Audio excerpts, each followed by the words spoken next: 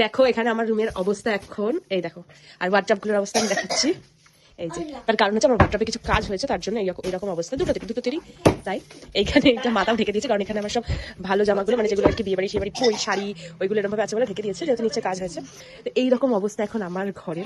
আমি বুঝে পাচ্ছি না যে কখন কি করবো, মানে হচ্ছে খুব খুব খুব বাজে অবস্থা। এখন ঘড়িতে আমি তোমাদের দেখাই, ঘড়িতে বাজে এখন 7, 7:30 বাজতে যায়। যাই হোক, তো এখন এই অবস্থা। আমি এখন কখন উঠাবো, আর আমি একবার ক্লিন করা শুরু করবো, পুরো ঘর ক্লিন করি। শুধু এটাই না, আমি তোমাদের একটা জিনিসও দেখাই। এই যে আমার এই জায়গাটার মেসি, মানে প্রচন্ড মেসি অবস্থা। এগুলো আমি খালি করবো, এগুলো আমার আর কোনো দরকার নেই, এগুলো আমি খালি করবো।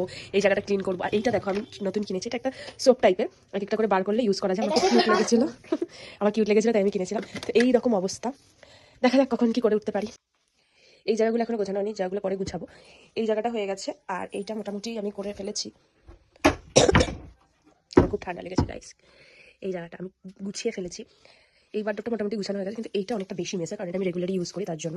আর এখানে আমি আমার সব কাজের জিনিসগুলো গুছিয়েছি, পুরো ভালোভাবে গুছিয়েছি। এবার এগুলোকে এখানে রাখার পালা, চলো রাখি।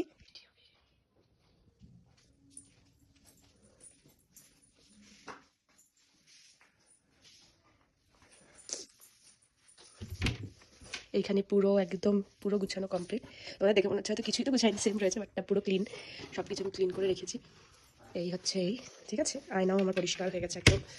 দেন এই যে এই জায়গাটা ভীষণই বাজে অবস্থা ছিল, এই জায়গাটাও গুছানো হয়ে গেছে, এটাও গুছানো হয়ে গেছে। ইভেন এই ড্রয়ারগুলো আমি গুছিয়ে দিয়েছি, পরিষ্কার করে দিয়েছি। তো সবই গুছানো গেছে। মেন যেগুলো সেগুলো দেখিয়ে দিই, ওয়ার্ড্রপ দেখো, এই যে সমস্তটা গুছানো কমপ্লিট।